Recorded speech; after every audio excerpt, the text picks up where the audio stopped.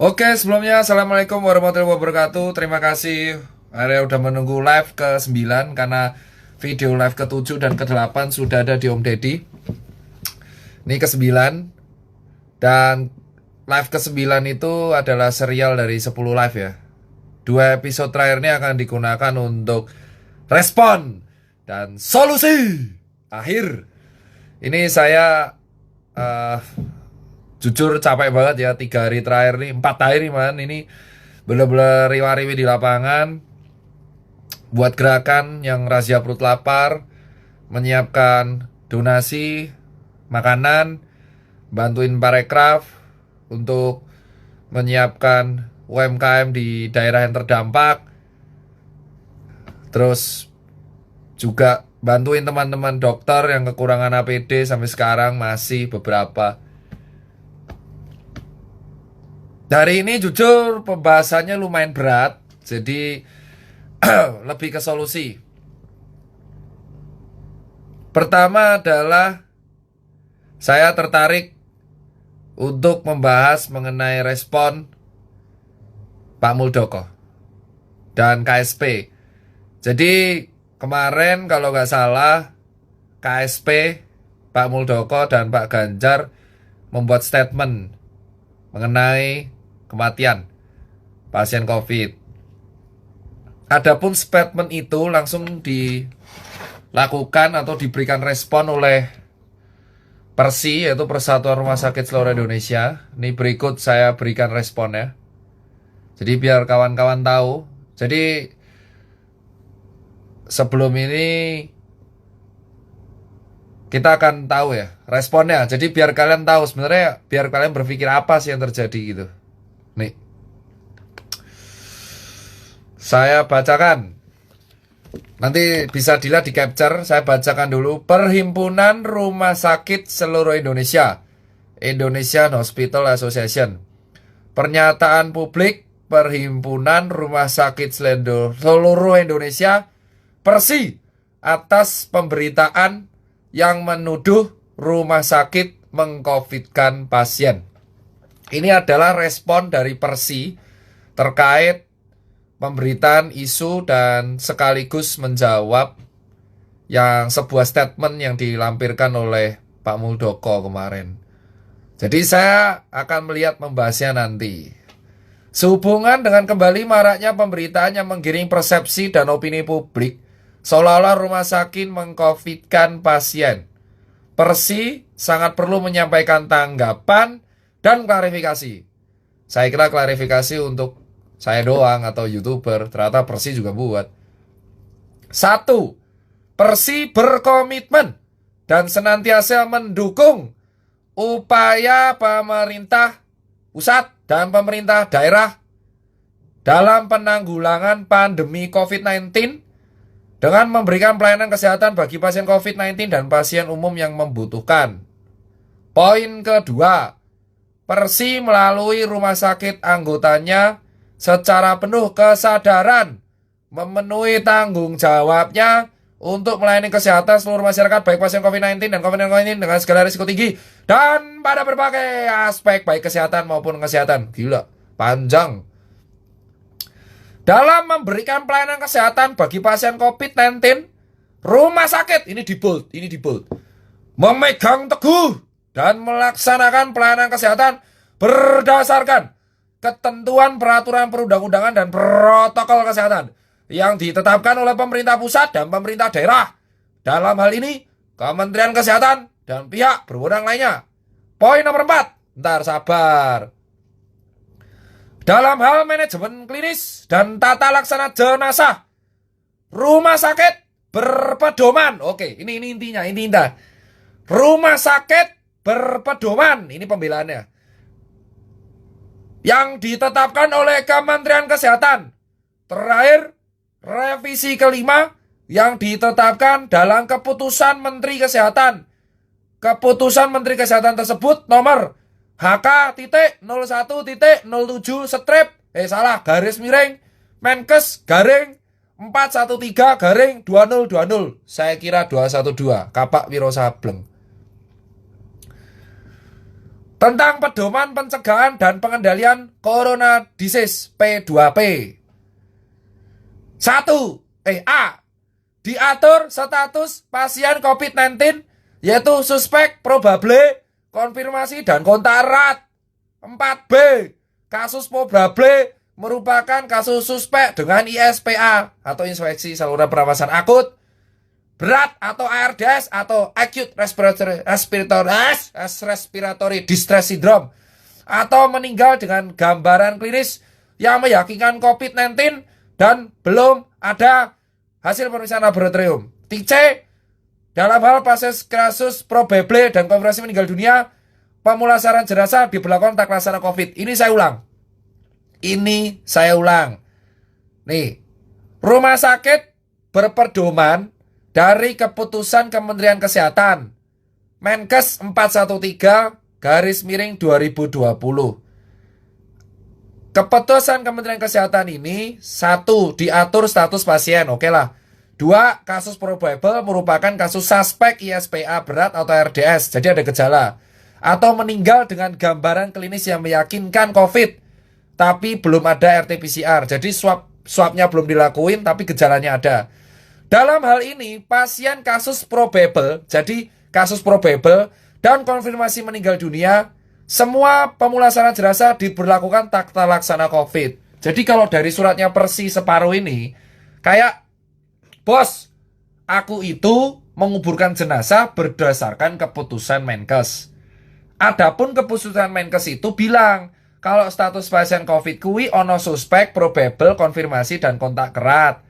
Nah, kasus probable itu adalah kasus dengan gejala ISPA yang berat, dengan gambaran klinis ini yakin banget COVID, tapi belum ada swab, dan konfirmasi meninggal dunia. Kalau semua orang yang meninggal dunia, dalam artian gejala klinis yang mirip COVID, tapi belum swab, dalam keputusan Menkes ini harus dikuburkan sesuai tata laksana COVID. Jadi si Persi membela dirinya kayak gitu. Persi kan kemarin ada statement mengcovidkan. Ini saya dua belah pihak nih ya. Jadi kita nanti habis ini kita bahas. Persi ini mengatakan bahwa ini surat nih bahwa loh kami ini ngubur berdasarkan peraturan ketetapan keputusan Kementerian Kesehatan. Lah kami sudah ngubur berdasarkan keputusan menterimu, kok kami yang ditegur tuh. Nah poin 5 ini paling penting juga. Dalam hal mengajukan klaim pembayaran. Dengerin ya. Dalam hal mengajukan klaim pembayaran atas pelayanan pasien COVID-19, rumah sakit senantiasa dan didasarkan memang harus mematuhi ketentuan keputusan menteri. Jadi kelihatan Persi ini melemparkan ke, loh kami ngikutin keputusan Menteri Kesehatan. Nomor HK 01.07 Menkes /446/2020 tentang petunjuk teknis klaim penggantian biaya pelayanan penyakit infeksi emerging tertentu bagi RS yang melanggarkan pokoknya pelayanan COVID-19 ditanggung. Ini cara klaimnya. Cara klaim ada 5A. Pengajuan klaim pasien COVID-19 harus dibuktikan dengan asesmen klinis, penilaian klinis, resume medis, RM atau rekam medik, pemeriksaan lab dan data dukung lainnya. B.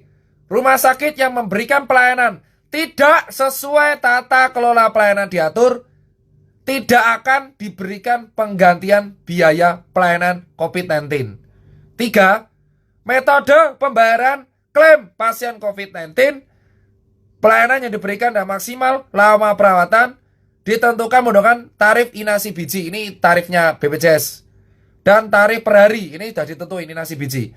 Rumah sakit, poin D, mengajukan klaim pembayaran ditujukan kepada Kementerian Kesehatan dengan tembusan kepada Dinkes setempat dan diverifikasi oleh BPJS.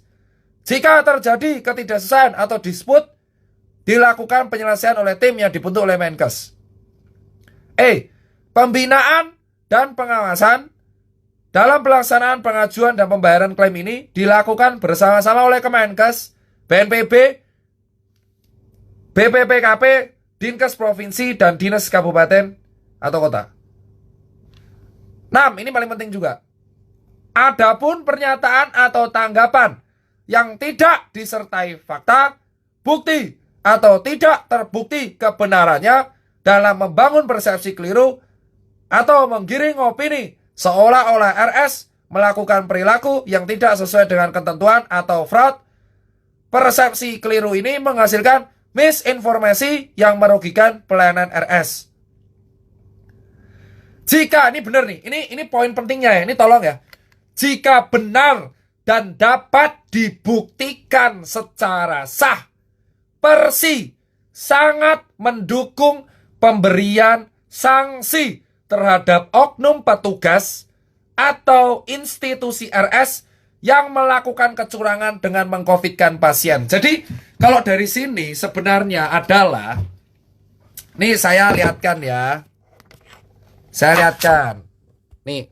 Jadi tolong di capture. Dilihat dulu baik-baik. Ya. Dilihat. Nih.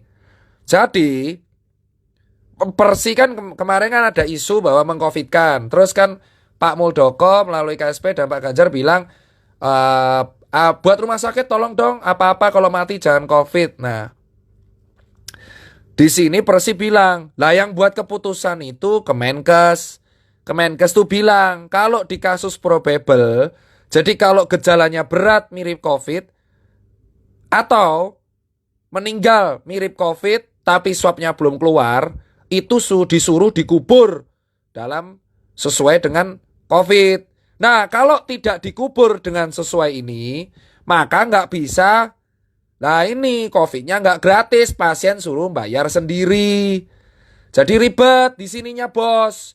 Di satu sisi peraturan suruh yang probable, di satu sisi pasien ngiranya di COVID-kan. Nah, di sini kita lihat ya, ada plus minusnya. Oh sama satu lagi, ini statementnya Persi yang paling keren sih menurutku. Jadi Persi mengatakan kalau ada bukti. Jadi dia bilang kalau ada bukti, nih. Kalau ada bukti, jika benar dan dapat dibuktikan secara sah, Persi sangat mendukung pemberian sanksi terhadap oknum petugas dan institusi rumah sakit yang melakukan kecurangan dengan mengcovidkan pasien. Nah, jadi sebenarnya rumah sakit juga pengen tahu. Jadi isunya gini, Bor. Kemarin kan dikatakan ya, ini saya menganalisa. Ini terjadi namanya miskomunikasi dan yang mengakibatkan mispersepsi pada publik. Jadi kesannya kayak gini. Pak Muldoko bilang kemarin viral. Weh, rumah sakit nek mati ojo apa-apa COVID. Ini kan, nah Persi bilang, lo ayo, kalau memang ada yang mengcovidkan, sebut no rumah sakitnya, datanya ngendi.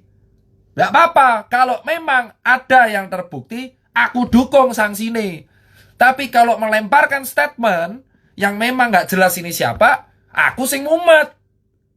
Jadi, di sini pelajaran berharganya adalah, satu, kita, rakyat, boleh mengadukan ke Persi kalau diduga ada oknum yang mengcovidkan. Paham? Jadi sebenarnya ya rumah sakit gak bela diri juga. Pak Muldoko juga melemparkan opini ya gak salah juga. Ini adalah pentingnya komunikasi publik. Jadi harusnya kalau kita menuduh, contoh, rumah sakit A mengcovidkan, itu harus jelas. Rumah sakitnya mana yang mengcovidkan, ada bukti rekaman atau buktinya enggak. Dan ternyata rumah sakit bilang, kalau Persi bilang, kalau ada oknum yang sengaja fraud, itu tadi lihat ya, nggak apa-apa, didukung sanksi. Jadi sebenarnya nggak membela juga. Kalau ada rumah sakit yang mengcovidkan, Persi mendukung. Paham? Jadi di sini kita lihat, gimana penanganan COVID mau sukses, kalau statementnya aja saling bantah di media sosial. Ya, ini ada lagi. Saya lihat ini broadcastan dari teman-teman kawan-kawan dokter. Saya lihat.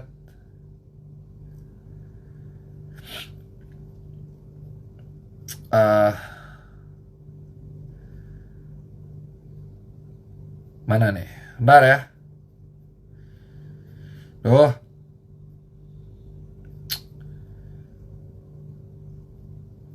Ini adalah komen Dr. Tonang terkait statement Cak Muldoko.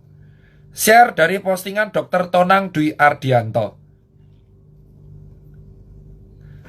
Dimensi pernyataan Bapak Muldoko ini tidak hanya soal dunia, tapi sampai ke akhirat. Bermain-main dengan soal kematian itu sungguh luar biasa. Jika memang ada dari kami yang melanggar, sungguh kami sangat mendukung untuk segera ditindak. Tapi tahukah Bapak, harga yang termahal yang harus dibayar dengan pernyataan Bapak Muldoko adalah trust. Jadi di sini kita lihat ya, ini kayaknya selek nih. Kepercayaan terhadap pelayanan kesehatan. Setiap hari kita berjuang membangun trust. Dari Maret, runtuh sekejap dengan pernyataan tidak bijak. Pak, kami ini menguburkan dan mendiagnosa berdasarkan pedoman Kemenkes, Pak. Dengan dasar dari itu, semua pasien yang meninggal di RS kami, hanya 22% yang menjalani prosedur COVID, Pak. Artinya, kami tidak gegabah, Pak. Hati-hati karena sedang pandemi, resiko penularan harus dihindari. Tapi juga tidak gegabah, apalagi serakah. Ketentuan dalam regulasi saat ini, bila ada pasien yang datang dalam keadaan meninggal di RS, harus ditelusuri. Nah, ini ternyata terjelas, kawan-kawan semua, bahwa ternyata Persi itu, lihat ya, ketentuan dalam regulasi. Regulasinya dari Kementerian Kesehatan. Jadi harusnya yang jawab Pak Terawan ini. Maaf. Ketentuan dalam regulasi. Sampai saat ini, bila ada pasien yang datang dalam keadaan meninggal di RS, harus ditelusuri. Jika ada bukti meninggalnya karena kecelakaan, maka dikeluarkan dari status kematian COVID. Ini serius, ini penting banget nih. Ini Persi nih. Tapi, bila tidak ada yang bisa membuktikan penyebab lain, ketentuan di Kemenkes mengatakan, sekali lagi, ketentuan di Kemenkes mengatakan, ambil swabnya, proses pemakaman secara COVID. Kalau nanti hasil PCR sudah jadi, laporkan ke Dinkes untuk ditetapkan. Lah kan lucu, bro. Haki piye plot twist, bro. Jebol rumah sakit bergerak berdasarkan keputusan Menteri Kesehatan. Jadi mungkin Pak Muldoko diskusinya mending sama Pak Terawan. Karena dari sini Pak Tonang mengatakan, Dr. Tonang, ketentuan dalam regulasi, sekali lagi, bila ada pasien yang meninggal ke RS, dadakannya meninggal duluan, harus ditelusuri. Kalau meninggalnya kecelakaan, statusnya bukan COVID. Kalau tidak ada penyebab lain yang bisa membuktikan dia meninggalnya, harus diambil swabnya. Lalu pemakaman secara COVID. Pantes, bro, semua orang meninggal yang nggak kebukti kecelakaan harus diswab. Ini presidennya RS pun ternyata pakai SOP. Bah, plot twist, bro. That's it, plot twist. Bila ada bukti, sekali lagi saya ulang, nih terus habis itu hasil PCR diterapkan di sudah jadi, laporkan ke Dinkes. Pak Muldoko, ini surat dari Dr. Tonang ya, bukan saya. Jadi saya bacain nih, ini internal ini. Saya bacain, keren kan, internal saya dapat. Apakah semua pasien yang meninggal sebelum PCR itu positif? Ya enggak. Ada yang terbukti negatif, ada yang terbukti positif. Mengapa harus dianggap positif sehingga dimakamkan secara COVID? karena menghindari resiko. Diambil resiko terkecil dari sisi penularan. Pak Muldoko, tapi bila memang pemerintah menghendaki sebaliknya, ya monggo, karena kami pelaksana. Semua yang belum terbukti positif dianggap negatif, dimakamkan biasa. Rumah sakit akan tetap melakukan standar hati-hati DRS. Selebihnya kami serahkan ke keluarga. Apa adanya. Kami siap melaksanakan bila Bapak mengubah ketentuan regulasinya. Bro. Kalau mau pemerintah demikian, ya regulasinya dong yang diperbaiki. Lah regulasinya nggak diperbaiki, kok RS yang disalahkan, malah dianggap mencari untung. Lebih jauh lagi, Pak, proses pengajuan klaim itu yang COVID gratis kan ada proses verifikasinya. BPJS diberi tugas khusus. Bila ada yang lolos klaim dan datanya tidak benar, berarti ada yang harus dijernihkan juga dong dari verifikatornya. Jangan salah, proses verifikasi itu ketat. Saat ini 60% ajuan yang klaim yang lolos verifikasi. Kalau nggak lolos RS ya nggak nerima apa-apa. Singkatnya gini Pak Muldoko, gunakan pedoman Kemenkes. Tunjuk hidung, ambil tindakan terhadap melanggar. Kami dukung penuh. Tapi jangan gegabah membuat pernyataan. Karena sejatinya kami bergerak berdasarkan regulasi yang dibuat Kemenkes. Kasihan pada yang tetap tulus dan profesional. Sumber, Mangga, Dr. Tonang, 3 Oktober 2020, terkait info Pak Muldoko, rumah sakit jangan sebuah mengcovidkan. Berikut adalah capturean Pak Tonang.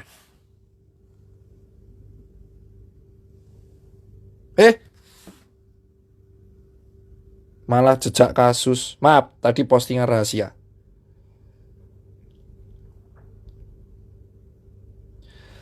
Jadi, terkait ini kita tahu ternyata di atas ora kompak.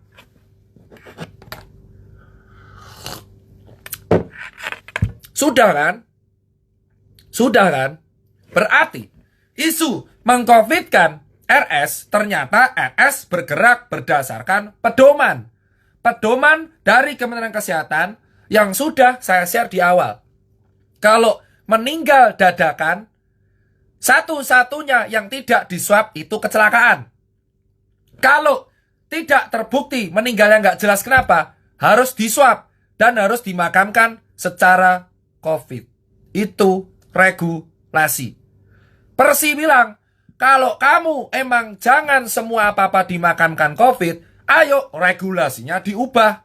Soalnya kalau regulasi nggak diubah, pasien gratis yang nalangi RS.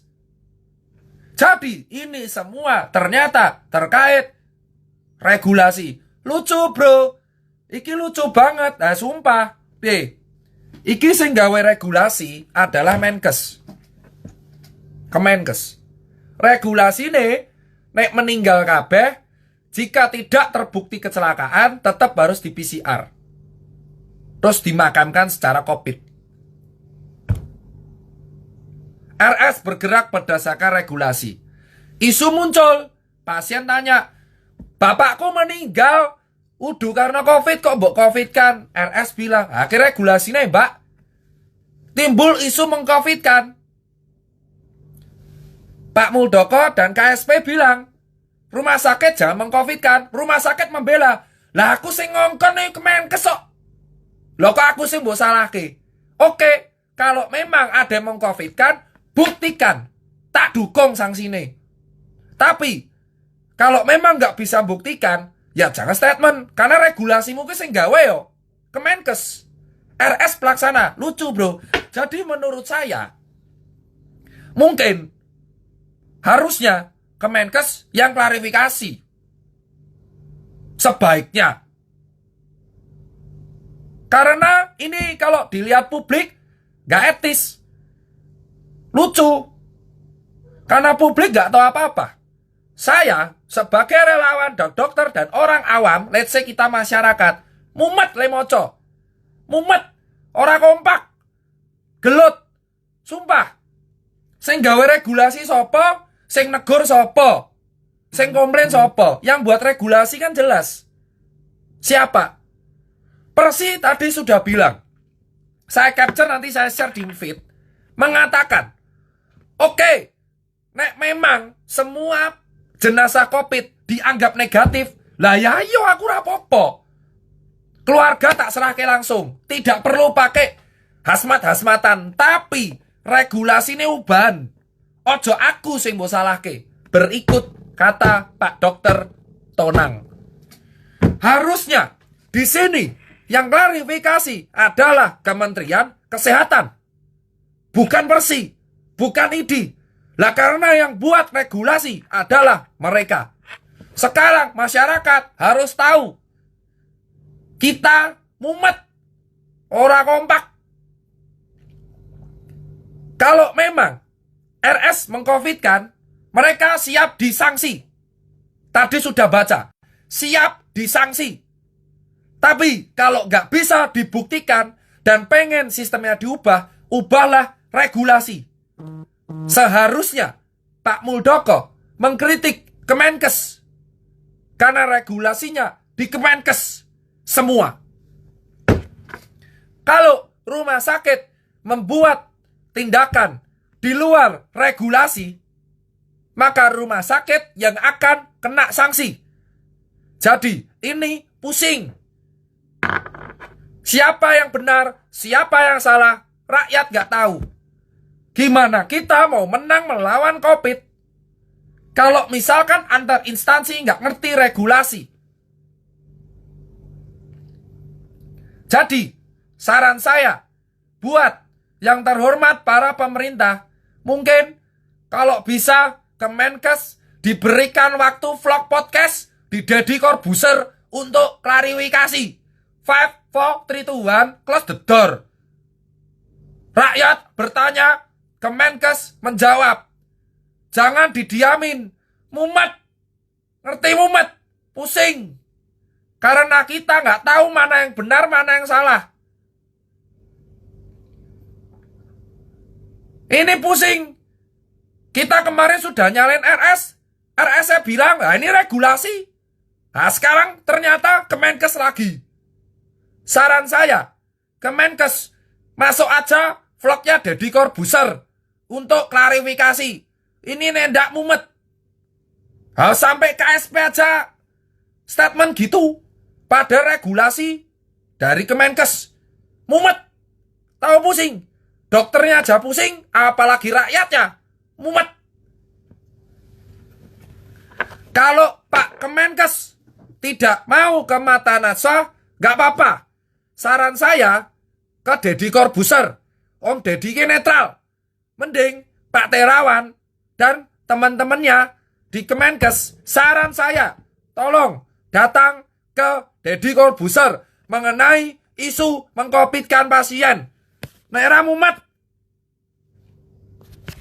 Pusing saya. Kenapa saya pusing? Lah ini berantem sendiri. Lucu, ternyata selama ini kawan-kawan, semua orang meninggal di yang dadaan, yang penyebabnya nggak jelas, harus diswab. Itu berdasarkan regulasi.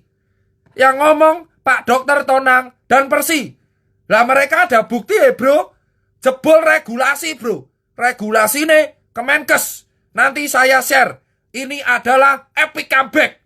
Liverpool, epic comeback. Saya sarankan sekali lagi untuk Kemenkes harap membuat video klarifikasi terkait isu-isu di publik. Jangan didiamkan. Karena ini soal akhirat. Membohongi kematian, hukumnya akhirat bro. Neraka. Ngerti bro? Jadi, ternyata teman-teman, ini adalah epic comeback. Jebol rumah sakit memakamkan berdasarkan regulasi. Bosku, retet ke regulasi. Padahal regulasinya dibuat oleh Kemenkes. Jadi Kemenkes sepatutnya dan seharusnya menjawab tuduhan mengcovidkan. Karena regulasi ini sing gawe yo wong-wongane. Di sini rumah sakit sekali lagi siap untuk memakamkan secara normal jika regulasinya dirubah. Oke, kita sebagai dokter, nakes, dan relawan teman-teman sekalian di lapangan, kita angkat hormat. Berarti Persi siap mendukung kalau ada rumah sakit yang mengcovidkan. Dan kedua, siap memakamkan dengan cara normal. Asalkan regulasinya dirubah.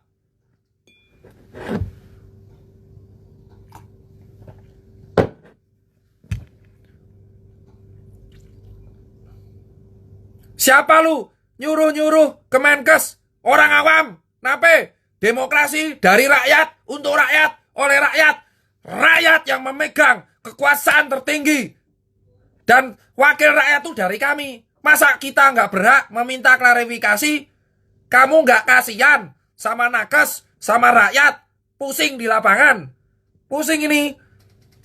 Yang satu makamin orang berdasarkan regulasi, yang satu nuduh ini dikonfitkan, yang satu mumet karena isu lihat paranoid, yang satu mumet ramangan. Kok ra oleh?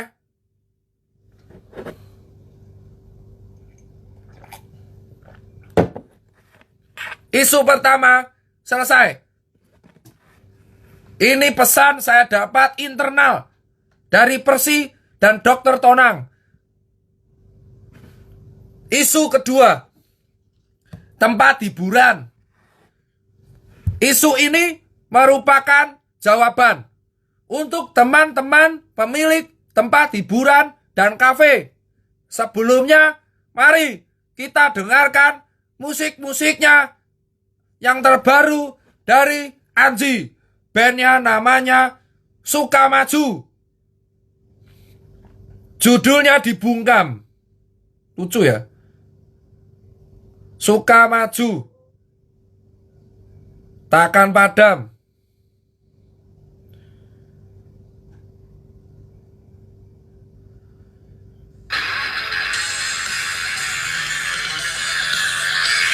Dengarkan dulu lagu Sukamaju. Liriknya cocok.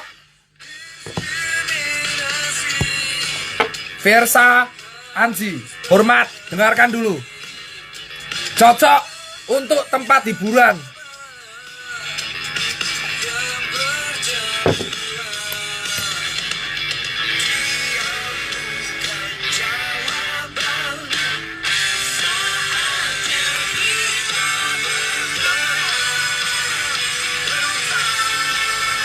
Biar semangat.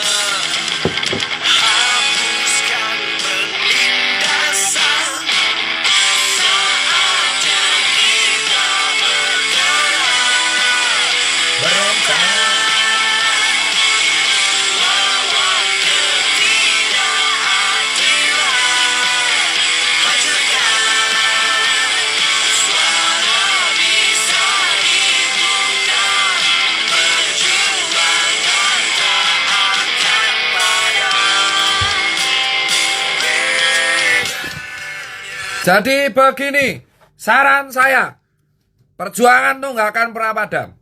Selama kita bernarasi mempunyai bukti, kita nggak boleh takut. Paham? Saya nggak buat kegaduhan. Saya cuma menyampaikan aspirasi orang bawah. Karena saya sudah nating tulus di dunia ini, bos. Buat Arab dibungkus, dibungkam, dibuang, ra urusan. Gak urusan. Yang penting bersuara dulu. Nomor 2. untuk tempat hiburan. Pertama, mas-mas yang punya tempat hiburan, kami tahu Anda butuh makan. Jadi gini mas, yang nyuruh razia itu bukan saya, tapi emang regulasi. Paham mas? Nah, yang dirazia awal mula itu warteg dan PKL. Nah, warteg PKL ini razianya keras mas, galak. Kursinya dibungkus, dibuang, digergaji, dibentak. Maka PKL dan warteg berteriak, "Lah kok aku tok sing dirazia? Aku tuh buka cuman 4 jam. Ramene yo ra sepiro. Kok aku tok? Kok cuman saya saja?" Maka bergeraklah ke tempat hiburan. Jadi kalau kalian mau marah, Anda berani nggak nyalain orang lapangan atau pekerja PKL atau warteg? Rawani itu. Nah, makanya saya kasih solusi nih. Tempat hiburan itu kan butuh makan. Maka solusinya, kalian boleh buka asal pemiliknya menerapkan tips-tips berikut ini. Tips ini silakan direkam dan ditiru. Untuk tempat hiburan, kafe, restoran, lounge, klub, diskotek, dangdutan.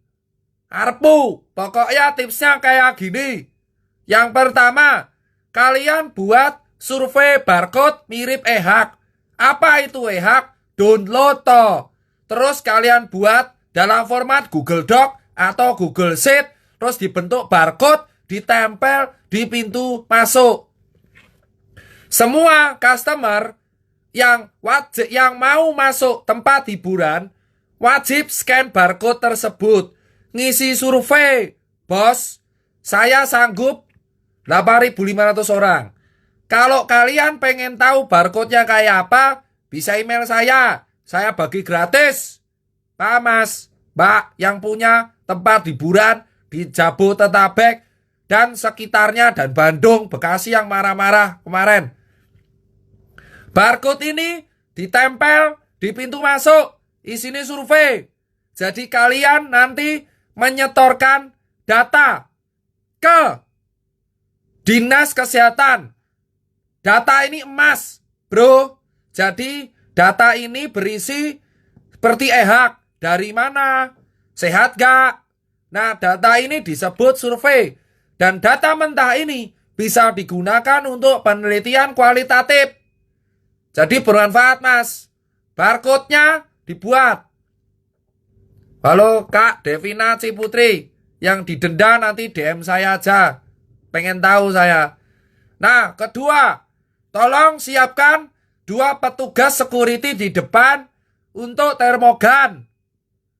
Termogannya termogan yang medis, jangan termogan logam, bro. Setelah itu, tolong nomor 3, buat flyer. Buat flyer atau X-banner kuota awal 500 piece misal. Kuota selama pandemi 250 piece. Pamas. Jadi kalian owner kalau mau ngatur jaga jarak kan angel. Yang ngaturnya lewat kuota mas. Jangan mau enak sendiri. Kalau kalian mau masukin kuota blong-blongan, itu PKL, pasar, sama warteg ngamuk mas. Karena kita juga digusur dan dirazia.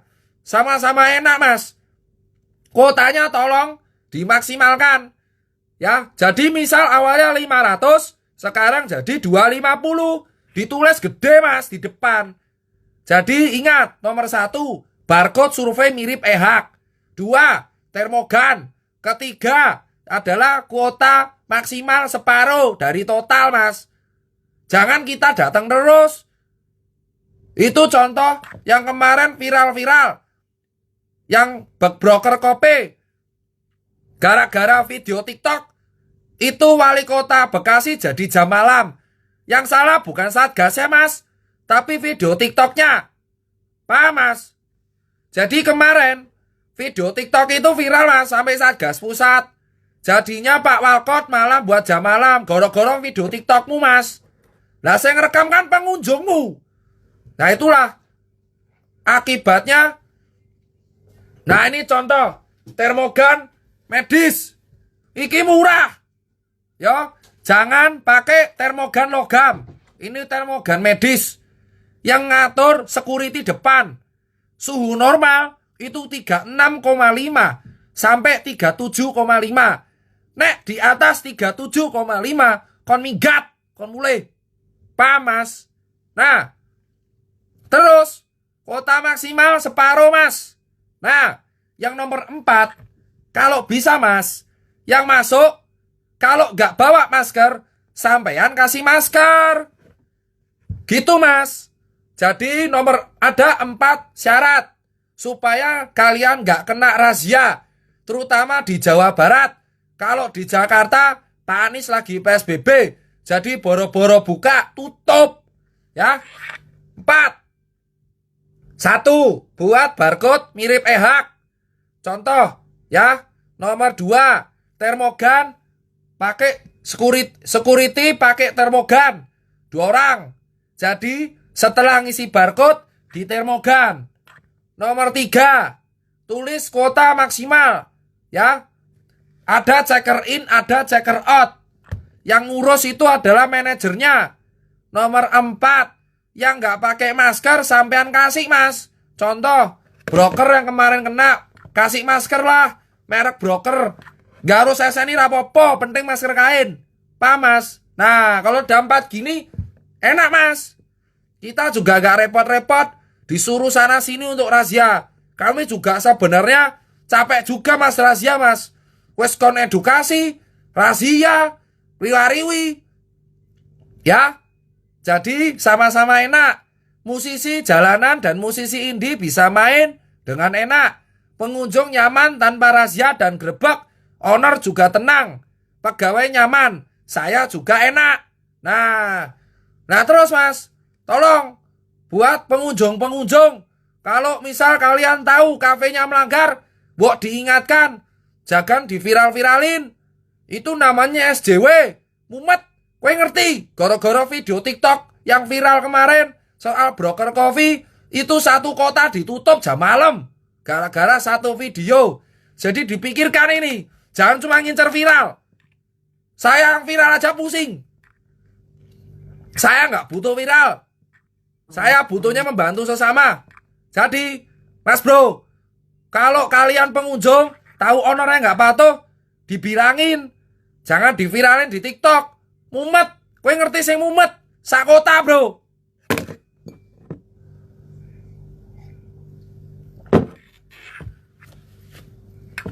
Tahu gak? Gara-gara video TikTok 1 biji viral yang dinanggung satu kota. Itu yang viralin satu TikTok tuh mau saya cari tuh lama-lama. Saya cuman bilang, kamu itu ketika di tempat sudah tahu melanggar, kok ownernya nggak dibilangin, malah viralin. Kalau sudah tahu salah, itu ditegur, jangan diviral-viralin. Kamu nggak mau dapat apa, satu kota yang nanggung. Tahu nggak? Poin nomor 3, soal Liga 1 dan Liga 2. Jadi gini, Mas, Liga 1 dan Liga 2 awal mula itu sudah mendapatkan rekomendasi dari BNPB. Saya kasih beritanya.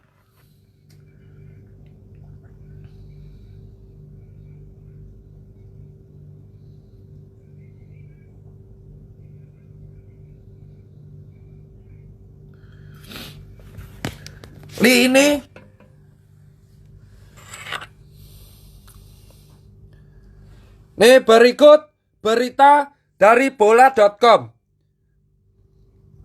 Saya cek. Jadi kalian tahu, ya. Kalian tahu. Nih. Shopee Liga 1 2020 mendapatkan rekomendasi BNPB. Pelatih Persebaya tekankan pentingnya rekomendasi. Nah, tapi Mas, yang nggak ngizinin itu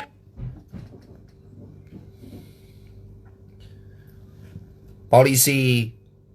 Paham? Pak, polisi, saya nggak akan dijemput loh Pak. Saya cuman dari berita nih.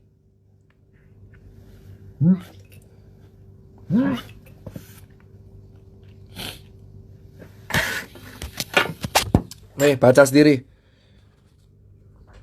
PSSI dapatkan rekomendasi BNPB, tinggal izin dari kepolisian. Polisi ini ra ngijinke. Karena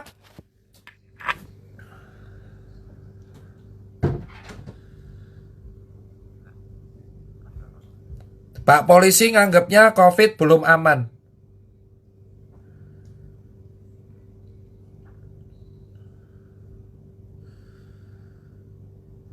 Katanya karena ini. Jadi kemarin Pak polisi mengajukan alasan salah satunya pemain Persebaya positif. Saya sudah cek jurnal-jurnal yang mengatakan di CDC sejatinya kalau Liga Sepak Bola mau dijalankan, jurnal CDC ini mengatakan boleh-boleh saja asal dilaksanakan di satu tempat dan di swab rutin. Pemain dan pelatih sebenarnya nggak keberatan. Jadi silakan kawan-kawan tanyakan ke Pak polisi, kok nggak dikasih izin? Jangan tanya ke saya. Yang soal tadi isu di COVID kan, yang jawab Kemenkes. Ya, Persis sudah bilang, rumah sakit sudah bilang, regulasi pemakaman itu dari regulasi Kemenkes. Nomor 2, untuk tempat hiburan saya sudah kasih tipsnya. Monggo kalau mau buka atau warteg diikutin. Kalau masih bingung, silakan email, pencet email Tirta Cipeng Bisnis. Saya free-kan, kalian mau tanya apapun saya jawab. Itu tempat hiburan dan restoran yang mau buka sesuai protokol. Nomor 3, soal Liga 1, BNPB sudah ngasih yang nggak ngizinin Pak polisi. Jadi kalau kamu mau tanya, silakan tanyain ke Kadif Humas Polri, kenapa kok nggak dikasih izin? Bukan tanya ke saya. Mungkin mereka ada pertimbangan. Sudah jelas toh Mas? Sekarang saya ngeteh dulu.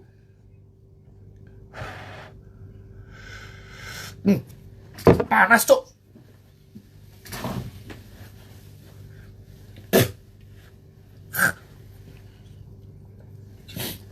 Nomor berikutnya, saya sarankan buat kawan-kawan pejabat yang lagi nyalon mau pilkada. Saya bukan politisi, saya nyapres. Kalau menang pun itu nggak mungkin. Ya, saya sarankan buat kawan-kawan yang mau nyalon, tolong kalian itu tahan diri. Saya tahu kampanye itu penting. Saya tahu kalian penting untuk menggali lumbung suara. Saya sarankan daripada kalian kampanye dan buat hajatan-hajatan yang justru itu menyakitkan kami, orang awam yang dari awal nggak bisa konser. Mas, bayangin, saya nonton konser aja nggak bisa. Hammer Sonic mundur, DWP mundur. Masuk kowe nggak hajatan, gue kampanye oleh adil bos. Saran saya, kalau kalian itu mau ngadain pilkada, saya nggak masalah asalkan kalian semua itu yang nyalon-nyalon, tolong warganya daripada dikasih hajatan, lebih baik dikasih makan sama dikasih masker. Kreatif, itu tim-tim kampanyenya kreatif dikit. Masa perlu saya ajarin pakai tim agensi marketing saya? Jadi kalian tuh buat kotak makan, ya, kotak pangan, nasi box. Terus di luar nasi boxnya tempel masker calonmu loh bro. Pilih nomor 1 paslon, pakai masker. Jadi kalian edukasi sekaligus ngasih makan. Itu kan edukasi donasi, bukan kampanye serangan wajar. Ibaratnya kalau dulu pakai kaos kampanye, sekarang pakainya masker kampanye. Kalau kalian nekat buat hajatan, tak jamin iso kalah bro.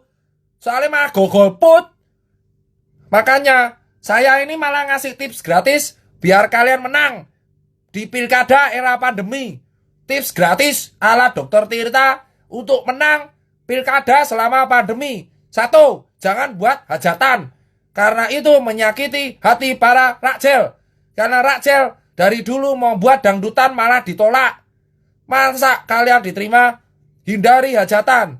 Tips nomor 2, menang pilkada di era pandemi ala Cipeng Dr. Tirta. Bagikan nasi kotak dan masker. Stop seragam kampanye, kaos saringan tahu, atau kaos jersey sepeda yang sponsornya tulisan partai. Ganti dengan masker partai atau masker kampanye. Sehingga warga dapat masker dan dapat makanan. Itu lebih bermanfaat daripada gawe hajatan. Sing ketelu, nek kampanye ya patuh protokol tuh. Sampean kampanye masker di dagu mengopo? Kita rakyat didenda, masa sampean kampanye masker di dagu mengopo? Sama-sama bos. Kalau kalian kayak gitu, itu malah potensi kalah. Soalnya rakyat juga sudah cerdas, memilih calon yang jelas, memilih calon yang tidak memanfaatkan situasi dan tahu kondisi. Paham, Mas?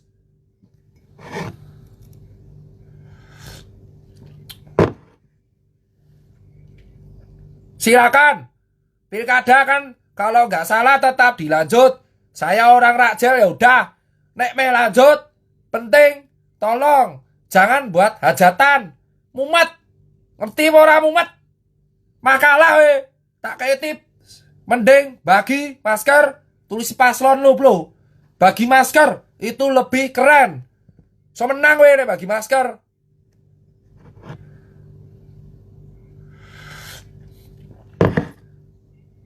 Tapi saya lebih mengharapkan pilkada diundur. Tapi nek lanjut ya wis kuwi tipsku. Tips terakhir. Kemarin usul kita alhamdulillah didengarkan oleh pemerintah. Yang pertama, sekarang kampanye edukasinya menjadi iman, imun, aman. Bukan lagi maskeran tok, tapi iman. Berdoa. 2. Imun. Makan makanan yang bergizi untuk meningkatkan imun, suplemen dan olahraga. Aman. Dengan cara memakai masker, jaga jarak, dan cuci tangan. Campaign itu akan diviralkan mulai minggu depan. Terima kasih pemerintah sudah memantengi Instagram TV saya. Alhamdulillah saya tidak dijemput, tapi malah didengarkan. Gini baru elok. 1 jempol untuk Anda. Nomor 2. Sekarang swabnya turun. Dari 1,5 sampai 2,3 menjadi 900.000. Ya, tolong kalau bisa tetap swab gratis untuk daerah region Jakarta, Jabar, Jateng, dan Bali. Jadi belum jempol mas. Jadi, turun. Tapi kalau bisa tetap gratis. Kasihan soalnya yang di region mau swab aja takut bayar. Jadi belum jempol. Nomor 2. Kementerian UMKM memberikan kemudahan KUR buat UMKM. Jadi buat kawan-kawan yang mau ngajuin UMKM pinjaman dan dana dan kawan-kawan bisa ke bantuan UMKM, bisa ke BUMN setempat. Tanyakan jempol untuk UMKM. Berita berikutnya dari Parekraf. Saya mendapatkan info valid dari A1 tingkat Circle 1 bahwa ternyata Parekraf mengklarifikasi tidak pernah menggunakan influencer pariwisata selama pandemi. Jadi mungkin selebgram yang ngaku-ngaku. Nah, Parekraf memberikan solusi. Ada sertifikasi untuk UMKM di wilayah pariwisata gratis. Jadi nanti restoran-restoran yang patuh protokol akan mendapatkan insya Allah reward dan tulisan kayak bintang Michelin di papan depannya. Dan nanti kalau patuh protokol terus, lagi saya usulkan untuk mendapatkan reward. Terima kasih. Usul kita berikutnya. Razia perut lapar diapresiasi oleh Pak Doni Monardo dan banyak-banyak tokoh-tokoh artis yang mulai mendukung gerakan ini supaya rakyat di bawah bisa makan dan bisa maskeran. Terima kasih terutama Anji yang menyumbangkan gitar. Saya beli gitarnya dan uangnya saya kasih ke Mas Anji dan Mas Anji malah menyumbangkan uang itu untuk rakyat.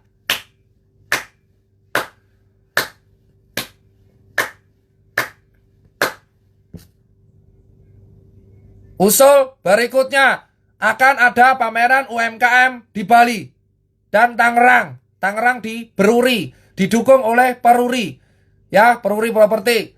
Di Bali insya Allah pameran UMKM lagi saya perjuangkan di Parekraf agar di ACC untuk meningkatkan ekonomi Bali. Terima kasih.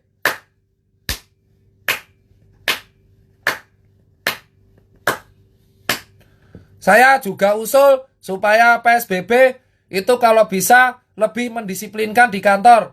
Pak Jokowi mengeluarkan statement seminggu yang lalu, lebih baik PSBB di DKI diganti dengan disiplinisasi area kantor dan transport umum. Terima kasih.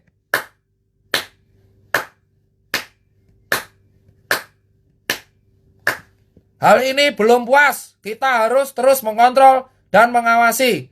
Dan berikutnya, soal Omnibus Law, saya tetap selalu menyarankan, tolong jangan buat anggota dewan, jangan dibahas dulu Omnibus Law. Karena kita sudah mumet dengan COVID, sudah mumet dengan ekonomi, sudah mumet dengan pariwisata, sudah mumet dengan pilkada, malah mbok tambahin Omnibus Law. Ada baiknya pembahasan Omnibus Law dilakukan setelah pandemi selesai. Berikut live ke-9 saya sudah selesai. Jangan pernah menyerah. Sekali lagi, tolong PSBB Jakarta mending diganti saja.